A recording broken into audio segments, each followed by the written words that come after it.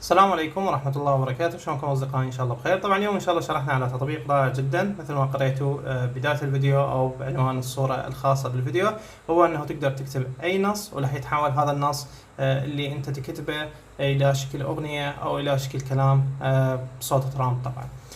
طبعا رابط التطبيق راح اخلي لكم اياه اسفل وصف الفيديو. هذا التطبيق فقط متوفر لاجهزه الايفون، تقدر تحمله وتجربه وقبل ما يرجع بفلوس. شارك الفيديو ويا اصدقائك حتى يحمله اكبر عدد، لان التطبيق مجاني لفتره محدوده. طبعا نضغط على ايقونة البرنامج، راح تنفتح لك الواجهه الخاصه بالبرنامج، وراح تطلع لك هاي الاستيكرات او هاي السمايلات اللي جاي تشوفوها قبالكم، وايضا راح يطلع لك عندك بالاسفل تبويب مثل ما جاي تشوفوه هنا موجود.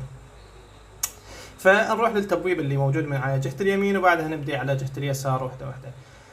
التبويب الأول اللي موجود عندك هو عبارة عن استيكرات، مجرد أنه ما تضغط على الاستيكر اللي تريد تسوي له مشاركة، راح تقدر أنه تسوي له مشاركة عن طريق الفيسبوك، انستغرام وغيرها، يعني ما بيه أي مشكلة. الخيار اللي بعده اللي موجود هنا لما نضغط عليه أو هذا السمايل، راح يطلع لك استيكرات بس بشكل او ايموجي، راح يطلع لك بشكل صوت. طبعا راح يحكي الصوت اللي مكتوب على الصورة. مثلا هنا عندك كلمة نو، لما ضغطت عليها قال نو. هنا ايضا راح يطلع لك مثل ما تشوفون اي شيء مكتوب راح يطلع لك او يحكي لك اياه بشكل عادي.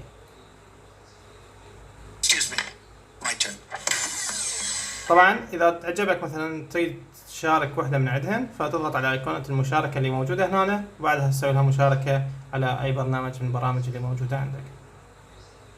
الايقونة اللي بعدها والخيار اللي بعده هو ذن الايقونتين، صراحة هي الميزة اللي عجبتني كلش في البرنامج، انه تقدر تكتب اي شيء وراح يحكي لك اياه بصوت ترامب. فنضغط على هذا الخيار، نختار اي سمايل او اي شكل من الاشكال اللي تريده يحكي. فعلى سبيل المثال راح نختار هذا الشكل، وبعدها راح يطلع لك هنا خيار تقدر تكتب النص اللي تريده. طبعا النص فقط باللغة الانجليزية، ما تقدر تكتب غير لغة ثانية.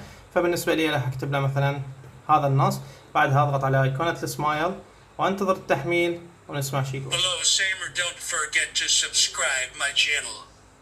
فمثل ما تشوفون انه قال هلو سامر دونت فورجيت تو سبسكرايب ماي شانل، فطلعت لك بصوت ترامب مثل ما تشوفوها بشكل كلش حلو. طبعا تقدر تضغط هنا وتعيد الصوت مرة ثانية، او تضغط على ايقونة سلة المهملات تحذفه، او تضغط هنا حتى تسوي له مشاركة ويا اصدقائك بصيغة فيديو. طبعا نروح للخيار الاخير. هذا الخيار نفس الخيار اللي قبله، بس راح يطلع لك النص بشكل موسيقى. ايضا تختار اي وحده من ذني اللي تريدهن. فعلى سبيل المثال راح اختار هذا الخيار، وبعدها اكتب له النص اللي اريده. طبعا راح اسد الموسيقى بس بالبدايه، فاكتب له الموسيقى او النص اللي اريده، وبعدها اضغط هنا وانتظر لحظات.